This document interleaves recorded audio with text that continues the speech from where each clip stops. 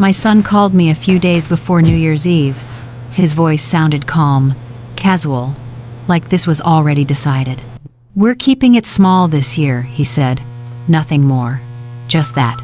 I stood in the kitchen, phone in my hand, looking at the calendar I hadn't crossed out yet.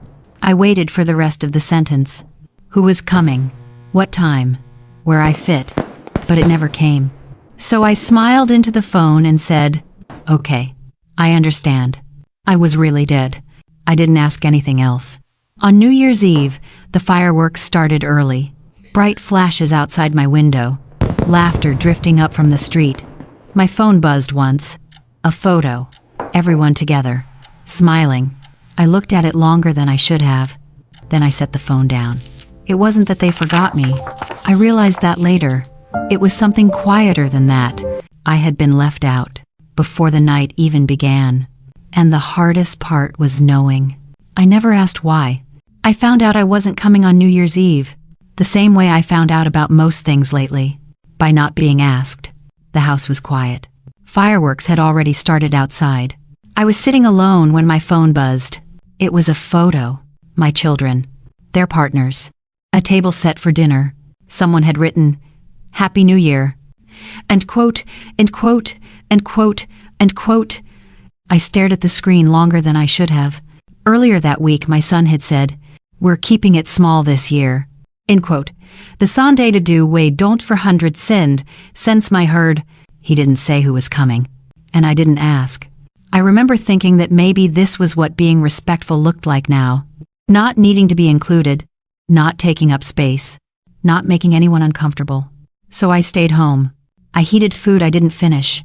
I sat in a chair that faced the television, even though it wasn't on. When midnight came, the noise outside got louder. Inside, nothing changed. I didn't cry. I didn't call. I didn't send a message. I just sat there, holding my phone in my hand, knowing I hadn't been forgotten. I just hadn't been chosen. I used to ask questions. What time should I come? Should I bring anything? Do you need help? At some point, I stopped. Not because anyone told me to, but because the answers began to sound shorter. Don't worry about it. As 19, we've got it covered. To do. It's fine. End quote. So I started doing what seemed easier. I waited to be told. I waited to be invited. And when no one said anything, I told myself it probably meant nothing. I stopped offering suggestions. Stopped checking twice. Stopped assuming there was a place for me. It felt like being considerate. Like giving my children space. Like not being a burden. So, when my son said they were keeping things small, I nodded. I didn't ask who was coming. I didn't ask where they would be. I told myself I was being respectful. There were moments when I could have asked. I remember the first one clearly because it was the first time. I noticed myself choosing not to. It was a short call on a quiet afternoon. Nothing important. Just checking in. He sounded distracted. Not distant. Just busy. Background noise. Someone laughing. Movement. I asked, casually.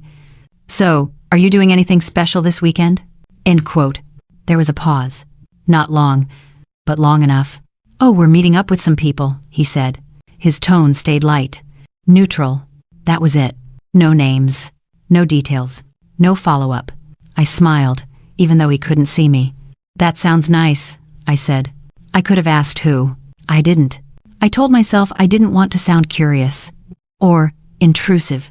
Or like I was checking my position. The silence felt safer than the answer might have been. After that, the moments came more often. He would mention things already decided. A plan. A location. Something that clearly required coordination. I would nod into the phone. "That's fine." I note. "That sounds good." I got it too. I heard my own voice becoming agreeable. Easy. Undemanding. The kind of mother who doesn't complicate things. I told myself this was maturity. This was respect. Each time I chose not to ask, nothing bad happened. The conversation continued. The tone stayed warm. No tension appeared. That seemed like proof. That silence was the right choice. But the silences began to stack. Small ones at first. A reference to a conversation I hadn't been part of. A plan mentioned in passing. Already settled. "We talked about it earlier," he said once, not realizing what that meant. I nodded again. "Of course. I'm 7. I'm 7 deed air. I'm 7. I noticed how often I filled gaps with understanding, how quickly I adjusted my expectations. I stopped asking questions that might slow things down. I learned which ones could be left unspoken. Silence became a habit. Not because I was afraid, but because it worked. When I didn't ask, things stayed smooth. When I didn't react, no one felt uncomfortable. I didn't disappear all at once. I became easier to work around, easier to decide without, easier to assume. I didn't notice how that ease came at a cost. One evening, I stopped by briefly to drop something off. Just a few minutes. He opened the door with his coat already on, in motion, mid-thought. So, We talked about ordinary things. are you doing Weather, anything special traffic. this weekend? Inside, things looked different. Furniture rearranged. Music playing softly, something unfamiliar. I noticed small changes. The kind that happen when a space adjusts around new rhythms. I stood near the door, holding my bag. The New Year plans hovered between us, unspoken. I felt the question rise. Clear. Simple. So, what are you doing that night? I saw it pass through my mind, and then disappear. I didn't want to force a conversation he clearly wasn't ready to have. I didn't want to hear myself ask, and realize I wasn't meant to be part of the answer, so I didn't.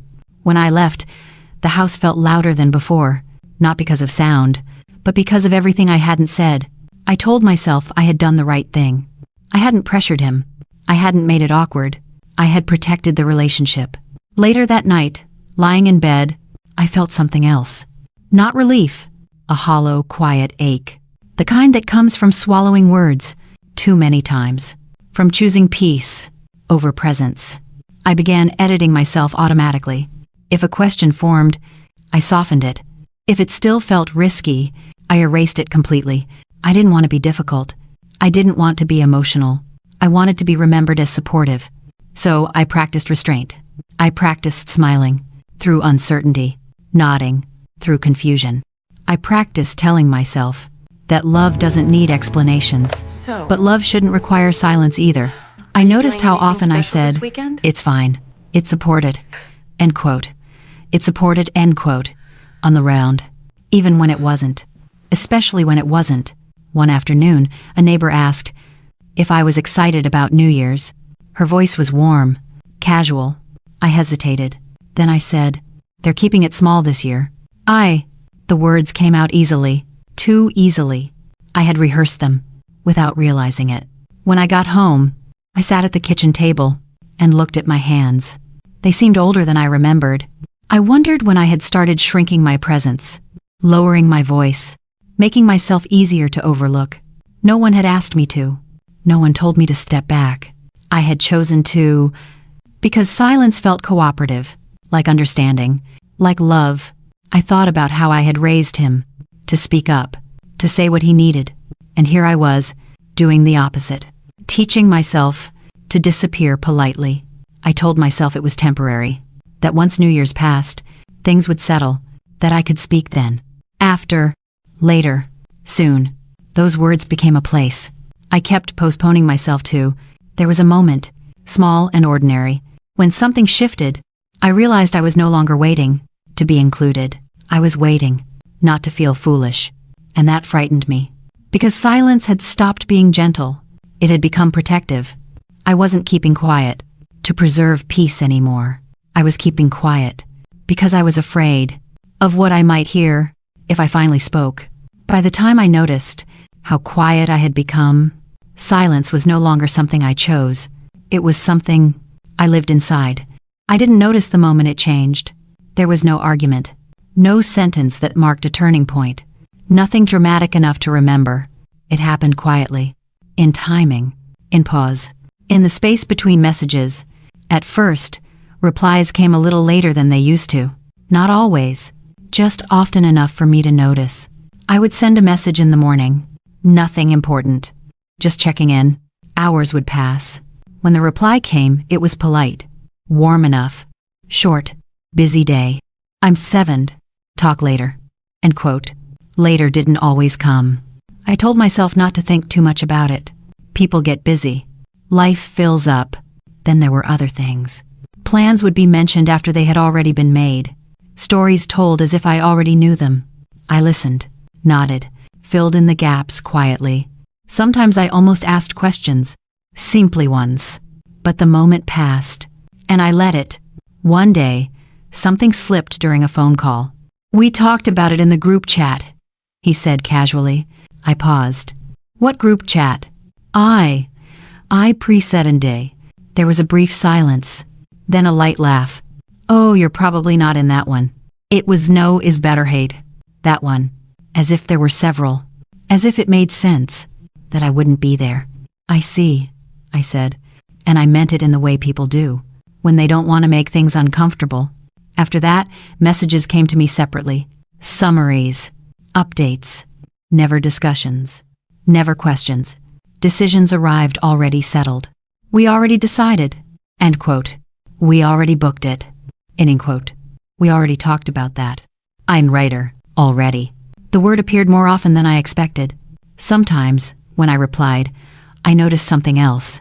I would write a careful message, a few sentences, thoughtful. The response would be a single symbol, in some things for watching the first one, and retrain to the same 70 provision.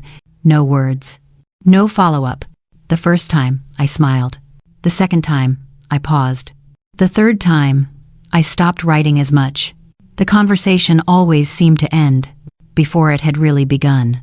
Photos started appearing online, before anyone mentioned the gatherings to me.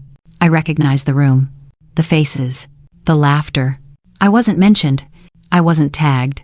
I looked closely at each image, not out of jealousy, but habit, as if I might find myself somewhere near the edge. I never did. One afternoon, I brought an old framed photo with me when I visited. Nothing important, just a memory. He smiled. "Thanks." I'm quote. He set it down in the hallway, not where people usually sat.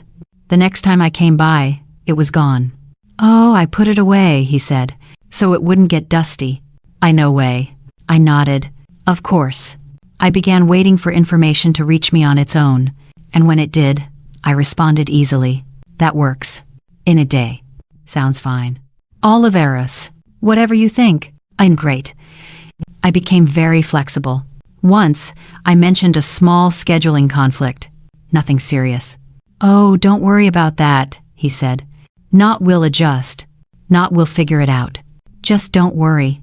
I stood in my living room one evening, phone in my hand, scrolling through messages that ended quickly.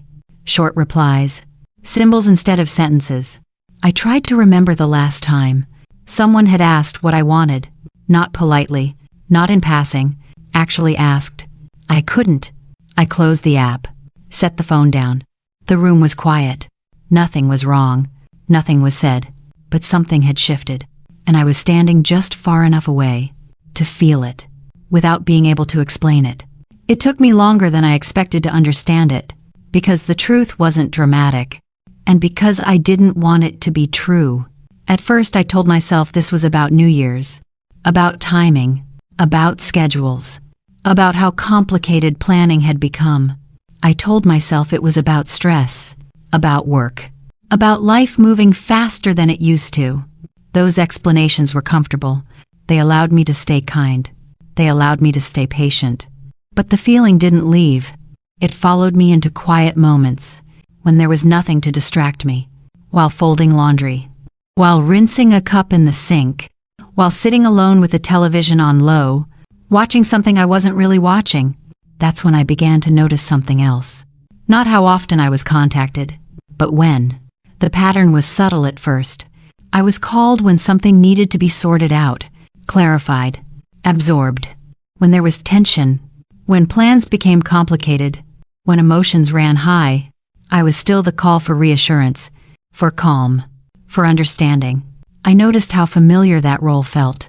I had lived inside it for years without naming it. When things were uncertain, I was included. When decisions felt heavy, I was consulted. When someone needed patience, I appeared. But when things were simple, when plans were exciting, when joy didn't require cushioning, I wasn't there. I realized then that I hadn't been excluded. I had been categorized. I wasn't part of the inner circle anymore. I was part of the support system. Reliable, predictable, useful. I thought back to how often I adjusted myself without being asked. I changed my schedule automatically, delayed my own plans, made space before anyone requested it. I did it because I loved them, because I believed that was what love was. Being available, being flexible, being easy.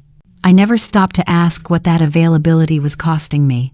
I began replaying past conversations not with anger, but with clarity. Calls that came late at night.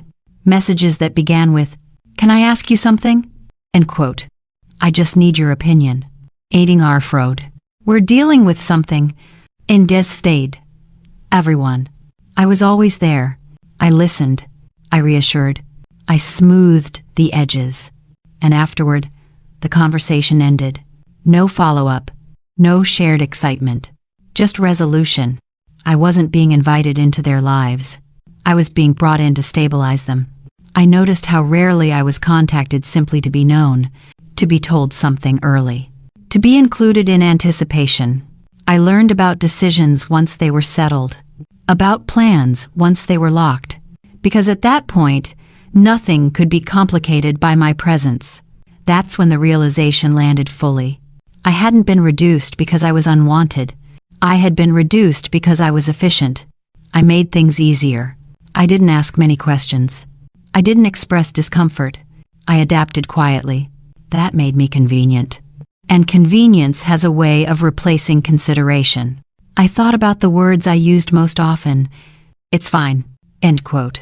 "Whatever works." "I don't too." "Don't worry about me." That is not graded.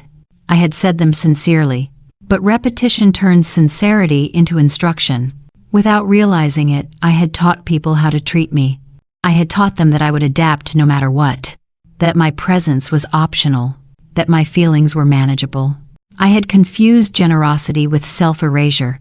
That realization hurt more than exclusion ever could, because it meant I couldn't place all the responsibility outside myself. I had participated, not deliberately, not consciously, but consistently, and consistency builds expectation. I noticed something else, too. The warmth returned when I was needed again. A call with more detail, a message with more explanation, a tone that felt familiar, and suddenly, the pattern was clear. I was visible again, when I was useful again. The sentence settled heavily in my chest. I was useful again, not loved again, not missed again. Useful. The word felt sharp. I thought about how easily usefulness can be mistaken for worth, how being relied on can feel like being valued, especially when you've lived inside that role for a long time. Need feels urgent. Urgency feels intimate, but usefulness has conditions. It appears when required, and disappears when it's no longer necessary. Love doesn't work that way. I realized I had been measuring my value by how often I was needed, how quickly I responded, how much I absorbed without complaint. I had learned to feel important through service, and when the service wasn't required, I faded. No one intended that. But intention doesn't change impact. I saw how quietly dignity can be traded for harmony, how easily a person can shrink when they believe being easy is a virtue. I had thought being low maintenance made me easier to love. Instead, it made me easier to overlook. That wasn't cruelty. It was consequence. I noticed how little space there was for my own needs in this dynamic. When I expressed nothing, things flowed smoothly.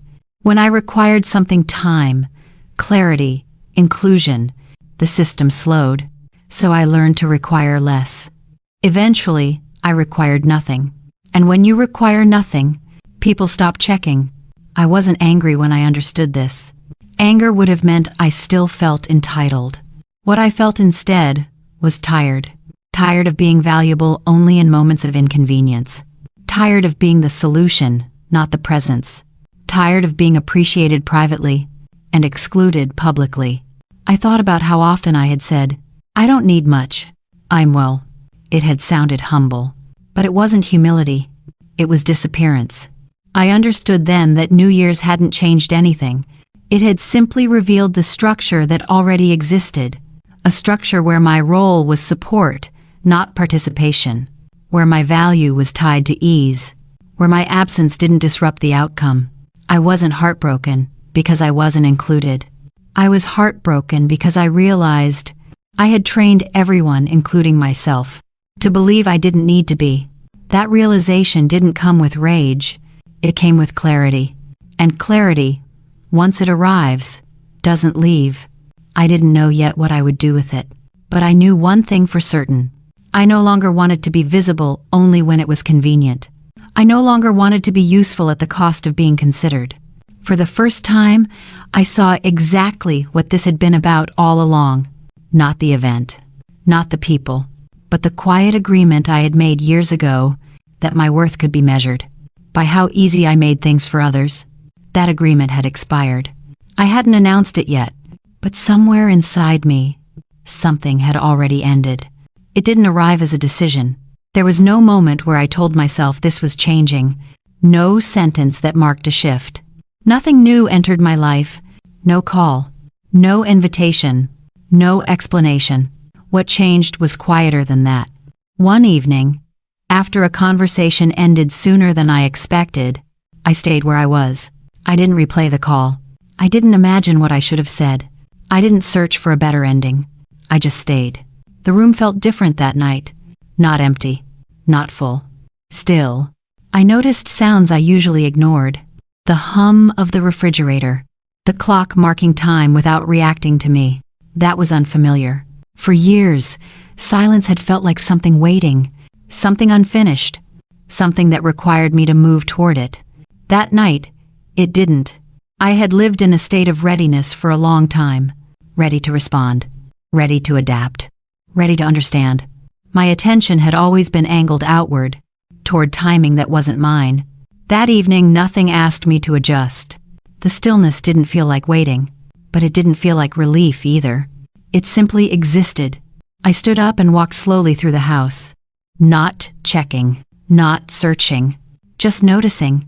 The kitchen counter where I stood every morning. The chair by the window where light always fell the same way. The small mark near the sink I had stopped seeing. None of it reacted to me. None of it asked anything from me. A few days later, without planning to, I drove somewhere I hadn't thought about in a long time. Not as an escape. Not as a response. Just because the road was there. I didn't rush. I didn't check the time. When I arrived, nothing greeted me. No expectations. No voices. The cabin stood the way it always had. Unremarkable. Unimposing. It didn't look like a solution. It didn't promise anything. It simply existed. Inside, the air felt unchanged. Not calm. Not heavy. Neutral. I set my bag down and stood still. There was no one to explain myself to. No one to reassure. No one to adjust for. That absence felt unfamiliar. I moved slowly, touching things without thinking. The edge of the table. The chair by the window. The worn surface of the counter. None of it needed me to be useful. I noticed how rarely I had been in a place where my presence didn't alter anything. I didn't have to be considerate. I didn't have to be accommodating. I didn't have to be careful. I could simply remain. That realization didn't feel empowering. It felt quiet. I made something simple to eat and sat down without ceremony. No checking my phone. No wondering who might call. I noticed how my body responded. My shoulders lowered slightly. Not because I told them to. They just did. I stayed there longer than I planned. Time passed without asking me to justify it. I didn't feel productive. I didn't feel resolved. But I wasn't anticipating anything either. That was new. I thought about how often my life had felt paused, held in place, until someone else decided something, until plans formed, until confirmations arrived. Here, nothing was paused. Morning came. Evening followed. I was still there. Not included. Not excluded. Just present. I didn't know what that meant yet. When I left, I didn't feel like I was returning to something unfinished. I felt like I was carrying something quieter. Not clarity. Not certainty. Orientation. Back home, the house felt the same. But I noticed how often I used to check my phone without realizing it. That impulse softened. Nothing had been resolved. No conversations had changed. But something had shifted position. I wasn't reaching anymore. I was standing where I was. And I didn't rush to explain that to myself. It didn't take long. Peace, I learned, is noticeable. And when it appears, not loudly, not dramatically, it attracts attention, not admiration, recognition, the kind that asks questions without asking them directly. The first message came a few days later, short, casual. Hey Mom, can you call when you get a minute? Tana. No urgency, no explanation, just an opening. I read it once. Then again, I noticed my body before my thoughts. The old reflex surfaced immediately. To respond now, be available, don't make anyone wait. That reflex had lived in me for years. I didn't answer right away. I finished what I was doing. Slowly. I washed the cup. I stood by the window for a moment longer than necessary. Nothing dramatic. Just choosing not to rush. When I called back, my voice sounded even to my own ears. Hi. It's not different. He sounded relieved. Warm. Almost practiced. We were just thinking about you, he said. We wanted to check in. Please him. End quote. Check in. I listened. I didn't fill the silence. He talked about how busy things had been, how complicated schedules were becoming, how everything felt harder than expected. I nodded, though he couldn't see me. Then he paused. We might need a little help with something, he said. There it was. Not a request yet. Just the outline of one. Help could mean many things. Time, availability, flexibility. It could mean stepping back into a role that required no announcement. I waited. Well, he added lightly, we were hoping you could be around more. Things feel overwhelming right now. There are around more. I understood what that meant. Being accessible again. Being on standby. Being ready to absorb what needed absorbing. The familiar pull returned. The urge to say yes. Before the question was fully formed. But something had shifted. Not anger. Not resentment. Clarity. I'm not sure I can do that, I said quietly. The line went still. Not disconnected. Paused. He laughed lightly, as if he hadn't heard me correctly. Oh, it's nothing big, he said. We just thought. I know, I said. I just can't. Axed. I didn't explain. I didn't soften it. Silence stretched between us. That was the first layer. The system.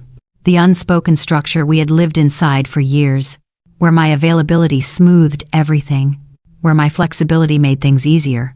I had stepped out of that system, and it noticed. He recalibrated quickly. We're family, he said. That's what families do. Because it's Adabultog demand, the second layer. The children. The weight of expectation disguised as closeness. The reminder of roles that were never written down, but always enforced. Yes, I said. And I need to take care of myself right now. It was. The words surprised me, even as I said them. Not because they were dramatic, because they were plain. He didn't argue. He didn't agree either. We ended the call politely, warmly, as if nothing unusual had happened. Afterward, I sat very still. I waited for guilt. It arrived quietly. Not overwhelming. Not sharp. Manageable. That surprised me. The next message came from Amanda. Longer. Carefully worded. She talked about pressure. About how hard things had been. About how temporary this all was. Just a few months, she wrote. We really need support right now. If you too brow. The third layer. The social gaze. The expectation that a good mother doesn't step back when things look difficult. That support is invisible when given, and questionable when withheld. I read the message twice. I could hear the old voice in my head, already forming a response. Of course. Don't worry. I'll help however I can. Instead, I wrote something else. I can't commit to that. It's Conrad. Short. Clear. No apology. Her reply didn't come right away. When it did, it was brief. Oh, okay. It is not right. Nothing else. The space that followed felt heavier. Not hostile. Just colder. That was the fourth layer. The inner voice. The part of me that asked if I was being selfish. If I was misunderstanding things. If I was overreacting. I sat with that voice longer than I expected. I didn't push it away. I let it speak. And then I noticed something beneath it. Relief. Not from saying no. From not explaining it. The fifth layer arrived last. Time. The quiet understanding. that this wouldn't resolve quickly, that there would be distance, that warmth might fade, that things could become awkward before they became honest. I felt the weight of that clearly. I didn't rush to fix it. I didn't reach out to smooth the edges. For the first time, I let the discomfort remain where it was. A few days later, another message. An invitation framed lightly. Maybe you could stop by sometime? And said a very. No date. No details. An opening. I read it and felt the old reflex stir again. Say yes. Keep things normal. Instead, I replied, I'm not available right now. I have to say, I didn't offer an alternative. I didn't explain why. The silence afterward felt different. More deliberate. More defined.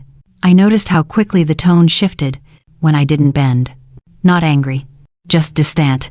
Access had been mistaken for affection. Availability for closeness.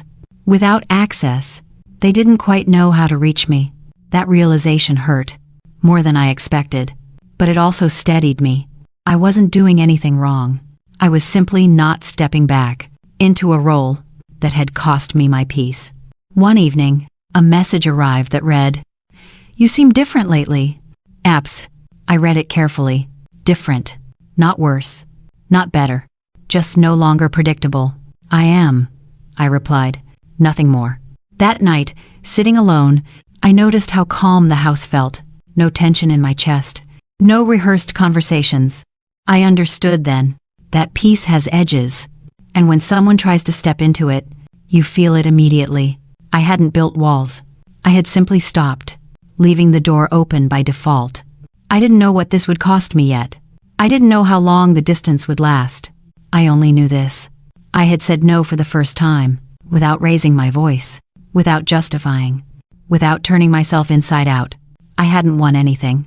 Nothing had been resolved. But something had changed direction. And once direction changes, things don't go back easily. It happened on a morning that gave no warning. The sky was pale, the air cool. Nothing felt heavy yet. I was standing at the counter, rinsing a cup, when I heard the sound of tires on gravel. It took a moment to register. No one came out here without calling first.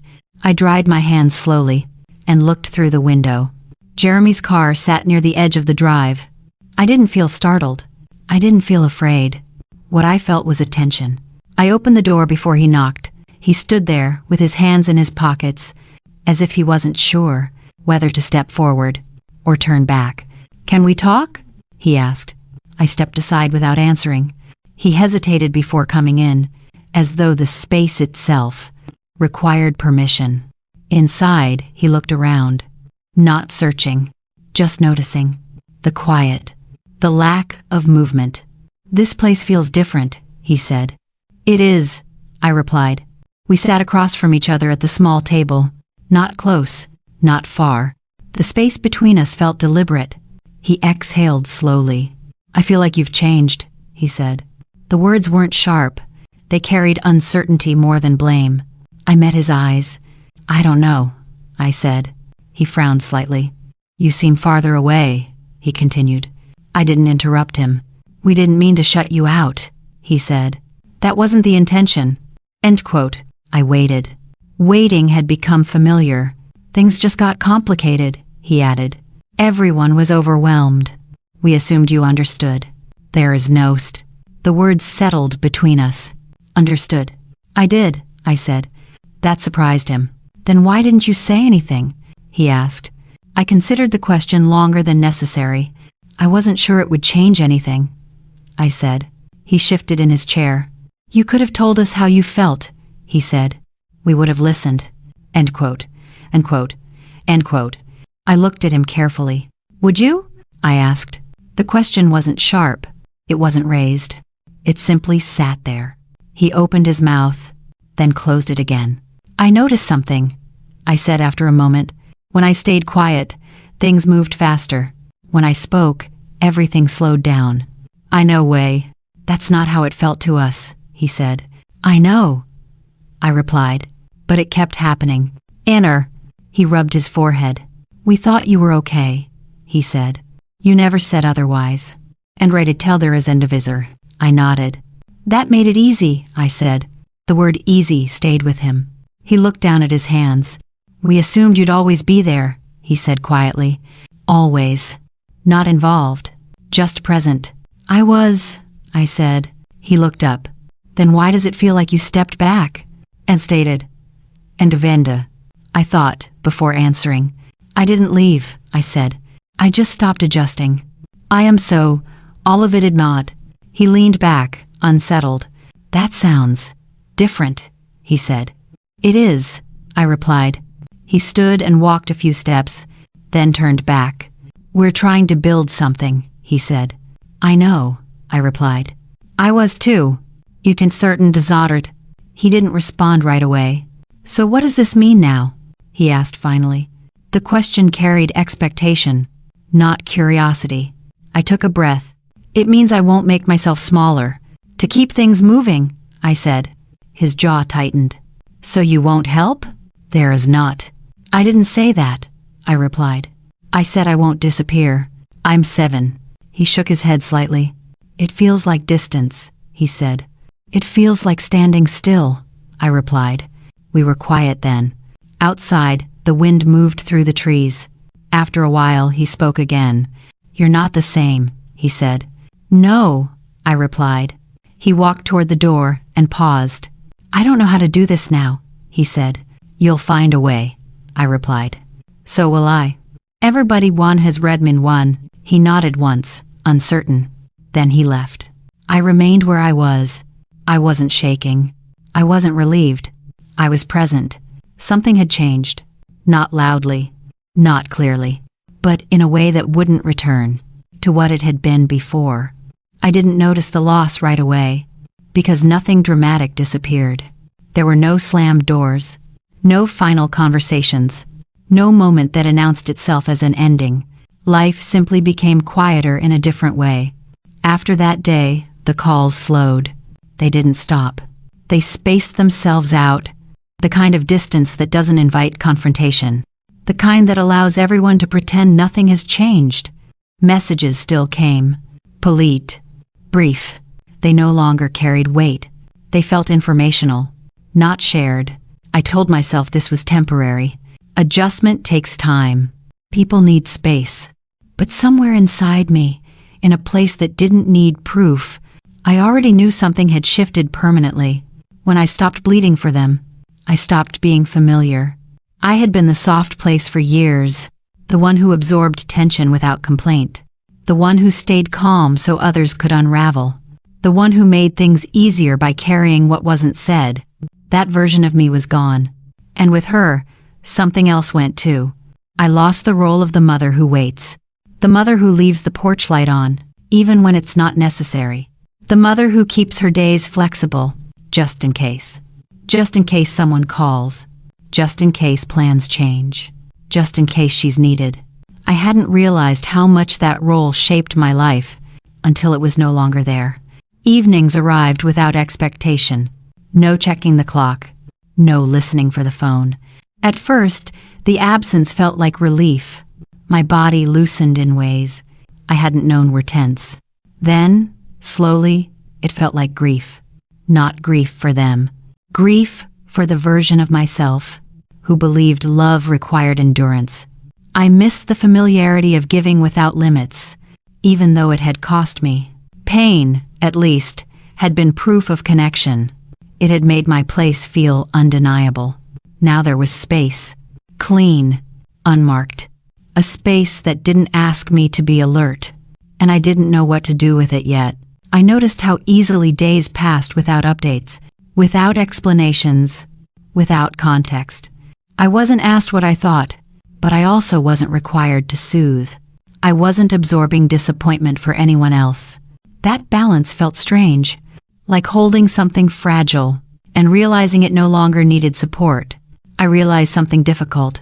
When I stopped offering myself as a constant, they didn't reach for me the same way. Not because they didn't care, but because care had been trained to flow one way. I had been the one who filled gaps, who smoothed transitions, who made discomfort manageable. I had carried continuity. Without that, the rhythm changed. And rhythms, once broken, rarely return to what they were. I mourned that quietly.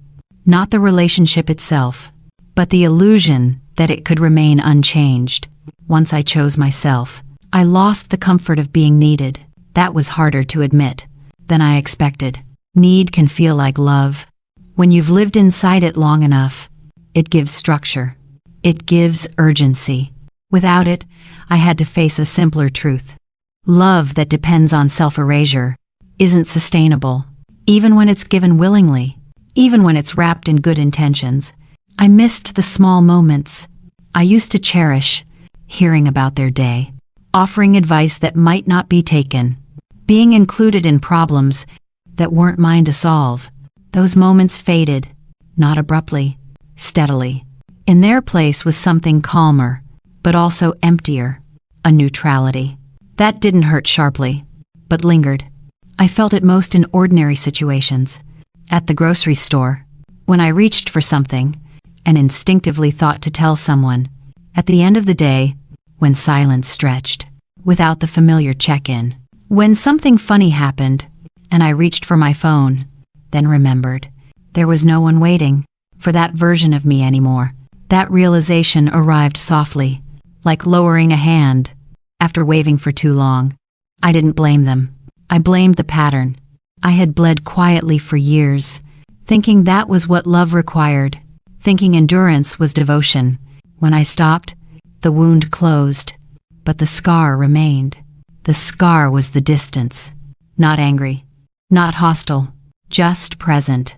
I also lost a certain innocence, the belief that patience would always be rewarded, that understanding would be reciprocated, that silence would be read as grace. Sometimes silence is read as absence, and absence becomes habit.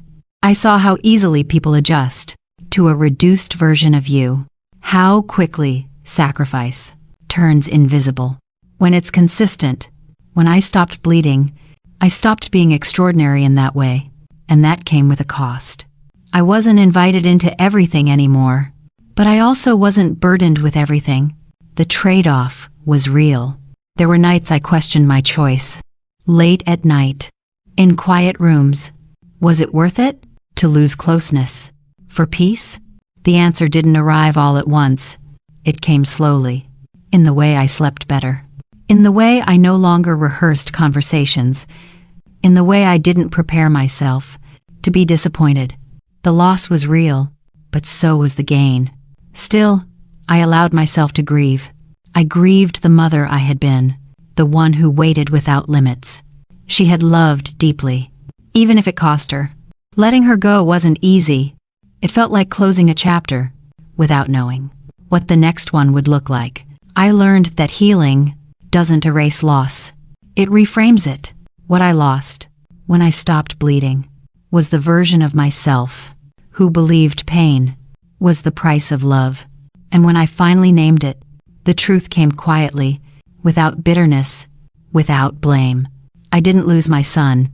I lost the version of me who begged. Life didn't pause after that. Morning still arrived. Light still reached the kitchen the same way. The street outside sounded no different than before, only I was quieter inside it. There was no aftermath to explain, no long conversations to resolve things, no moment where everything was named and settled. Just space. A wide, undefined space that didn't announce itself as relief or loss. I learned how to live inside that space slowly. At first, it felt unfamiliar, like walking into a room where the furniture has been moved. Everything was still there. The walls, the windows, the routines, but nothing was where it used to be. I woke up earlier than I needed to. Not from worry, from habit. My body still expected something to happen. A call, a message, a reason to orient the day around someone else. There was none. I made coffee and sat by the window longer than usual, not thinking, just watching. The light moved across the floor, paused on the edge of the table, then shifted again. I noticed details I had ignored for years. The way the morning air carried sound, the rhythm of neighbors leaving for work, the silence between passing cars. The quiet wasn't heavy. It didn't press down on me. It felt neutral. That surprised me. I had expected silence to feel like punishment. Instead, It felt like space that hadn't decided what it was yet. I began walking more. Short routes, familiar streets, paths I had taken many times before, but never slowly. People nodded. Some waved. There were conversations that didn't require context. "How are you?" I haven't a prosod. "I'm all right." Tonight in. I meant it. Not happy. Not sad. Just present. That felt new. I returned to routines I hadn't realized I'd abandoned. Cooking without checking the time. Reading without distraction. Listening to music without waiting for the phone to ring. There was relief in doing things that didn't need to be useful. Not productive. Not symbolic. Just because the moment was there. My body noticed before my mind did. My shoulders stayed lower. My breath didn't catch as often. As if my body had been waiting for permission to rest. But the quiet wasn't always gentle. Some evenings, it pressed in. At dusk, when the day slowed and the light softened, the absence returned. Not of them. Of the life I used to orbit. I missed being asked. Missed being considered. Even when it had hurt, it had given shape to my days. A reason to be alert. A direction to lean toward. Now there was no shape. I had to make one. That felt heavier than I expected. Friends noticed the change before I named it. "You seem calmer," one said. "You seem different." Another. Different again. That word followed me. I didn't explain. I wasn't rebuilding. I wasn't starting over. I was adjusting, learning how to stand without leaning. There were moments I almost reached out, not to ask for anything, not to reopen anything, just to restore the old rhythm, the familiar back and forth, the comfort of being known in that way. Each time I stopped, not from pride, from honesty. I didn't want the quiet broken by the same patterns. I wanted to see what this new rhythm would become. If I let it continue, I learned how to sit with myself without filling the space. That wasn't easy. Without noise, old thoughts resurfaced. Did I pull back too much? Was there another way this could have gone? There were no immediate answers. Only time. I went to the market on Saturdays. The same one I had visited for years. The stalls hadn't changed. Vendors remembered me. Asked about small things. Weather. Produce. Nothing important. There was comfort in being known, without expectations attached. I realized how rarely I had allowed myself to exist without providing something. Here, I was just a person, passing through a morning. That felt unfamiliar, but not wrong. Evenings became predictable. Dinner. A book. The news. Sometimes nothing at all. I stopped filling silence with noise. I let it stay. I let it stretch, without trying to shape it. The quiet didn't heal me. It didn't fix anything. It gave me room. Room to notice what I had been carrying. Room to set some of it down. I wasn't at peace yet, but I wasn't bleeding either. That felt like progress. I learned that living after something changes doesn't require understanding everything right away. It only requires staying. Staying in your body. Staying in your days. Letting time do what it does, without rushing it. Some nights, I still wondered what they thought of me now. If they noticed the distance, if they felt it the way I did, those questions still appeared. But they no longer controlled me. They passed through. Like weather, I noticed how often I no longer rehearsed conversations, how rarely I prepared myself for disappointment. I wasn't bracing anymore. That felt unfamiliar. I wouldn't call this happiness. Happiness suggests arrival. This felt more like breathing, like finding a pace that didn't require effort. The quiet had become a place I could return to, not to hide, to rest. I didn't know what would come next. I didn't need to. For now, it was enough that the days moved forward without asking me to prove my worth, that I could wake up without needing permission, that I could exist without being required. The quiet wasn't an ending. It wasn't a victory. It was simply the space after something stops hurting and before anything else begins. And for the first time, I let that be enough.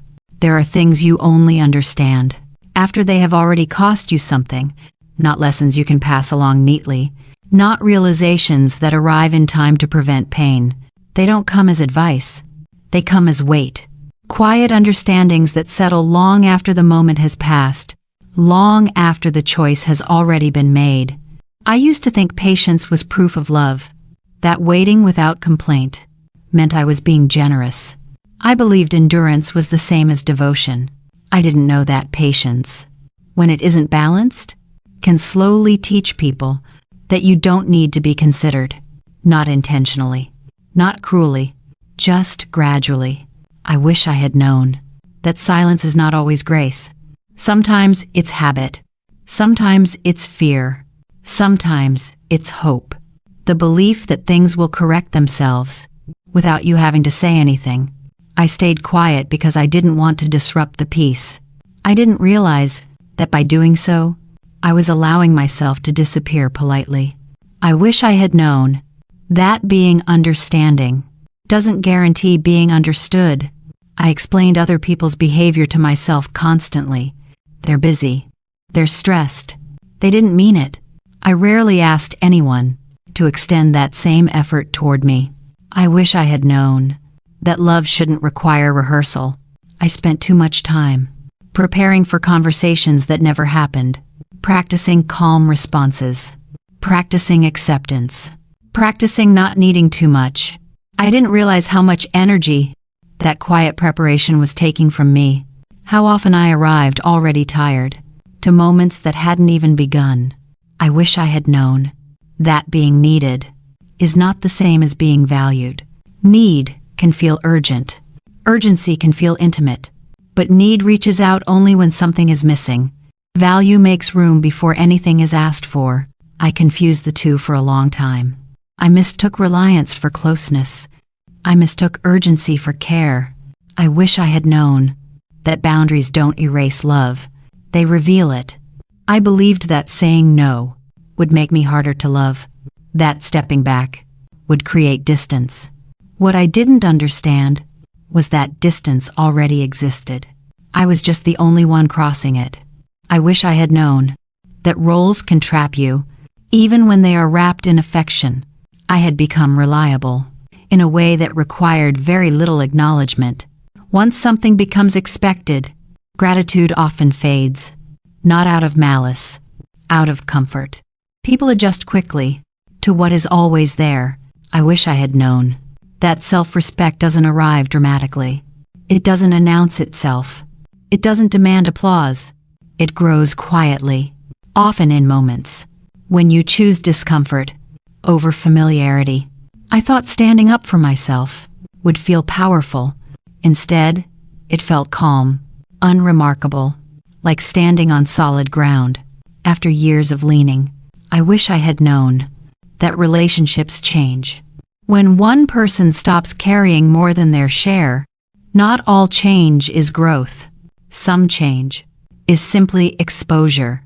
It shows you what was already there, what had been held together by your effort alone.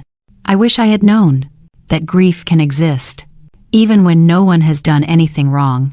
Sometimes grief comes from realizing that what you hoped for was never promised. I mourned expectations I never voiced, dreams I never spoke aloud, because I assumed they were understood. I wish I had known that clarity often arrives too late, to prevent pain, but early enough to prevent repetition. I didn't need to live the same hurt in different forms. I just needed to see it once, without looking away. I wish I had known that being a mother doesn't mean being endlessly available. Love doesn't require constant access. It requires regard, and regard can't exist when one person keeps stepping aside. I wish I had known that choosing myself wasn't an act of withdrawal. It was an act of return, not to who I used to be, but to who I had postponed for a long time. I don't blame myself for not knowing these things sooner. I did what I thought love asked of me, with the understanding I had at the time. That matters. If I could speak to that version of myself now, I wouldn't correct her. I wouldn't warn her. I wouldn't tell her what to do differently. I would just sit with her and maybe say this: you don't have to disappear to keep the peace. You don't have to bleed to prove you care. Some things You are only meant to understand after you've lived them. And that understanding, when it finally arrives, doesn't need to be announced. It just needs to be held, quietly. If you're listening to this, you might already recognize the quiet I'm talking about. Not the peaceful kind, the other one. The quiet that comes after you stop asking, after you stop reminding, after you stop making yourself easy to include. It doesn't announce itself. It doesn't ask for attention. It just settles in. It shows up in ordinary moments, in pauses that last a little longer than before, in days that no longer lean toward anyone else. There is a chair in my living room now that I think about differently. It sits near the window, not pulled forward, not pushed away, just there. It isn't decorative. It isn't symbolic in an obvious way. It's simply a place where someone could sit. Sometimes I imagine someone there, not arriving with explanations rehearsed too late, not carrying apologies that need to be accepted quickly, not trying to fix the past, with carefully chosen words, just sitting, willing to stay. I don't wait for that anymore, but I haven't removed the chair either. That's the difference. I used to leave space everywhere, in my schedule, in my thoughts, in my silence. I used to keep room open for people who might come back, for conversations that might happen, for understanding that might arrive eventually. Now, I leave space with intention, not as an offering, not as an invitation, as a boundary. Not everyone knows how to enter it, and not everyone should. If you're listening to this and thinking, this feels familiar, I won't tell you what to do. I won't say, speak up sooner. I won't say, draw boundaries faster. You already know what you know. You've lived inside it. Maybe you're still waiting, still hoping patience will be noticed, that endurance will be recognized, that silence will be rewarded. Or maybe you've already felt the shift, that quiet moment when something inside you says, I can't keep doing this the same way. If so, you're not wrong, but you're also not late. There's a difference between closing a door and simply standing somewhere else. I didn't shut anyone out. I just stopped stepping aside. That choice didn't come with certainty. It didn't come with confidence. It came with clarity. If someone wants to come back into my life now, they know where I am. I haven't hidden. I haven't disappeared. But they also know I won't rearrange myself to make it easier. I won't move the furniture to recreate old comfort. Respect has its own weight. It doesn't need reminders. It doesn't need negotiation. The chair stays, not as an invitation, as a possibility. And possibilities require effort. They require presence. They require intention. If you're listening to this and wondering whether you've become optional in someone else's story, I won't answer that for you. Only you can feel where you stand. But I will say this, you don't lose your place because you stop bleeding. You don't become less loving because you stop sacrificing yourself. You only lose the version of yourself that believed pain was the price of love. I still love quietly. I just don't disappear to do it. I don't chase understanding. I don't rehearse explanations. If someone wants to sit with me now, they'll have to sit with who I am, not who I used to be, not the version of me who adjusted first, who softened every edge, who made space at her own expense. And if no one comes, the chair doesn't look empty anymore. It doesn't feel abandoned. It looks like peace. It looks like a place that belongs to me. So if you're listening to this and something inside you has been holding its breath, you don't have to let go all at once. You don't have to explain yourself. You don't have to announce anything. Just stop shrinking. That's enough to begin. And if you've ever stopped asking to be invited, if you've ever noticed you were waiting to see whether anyone would notice your absence, you're not alone. You're just standing somewhere new.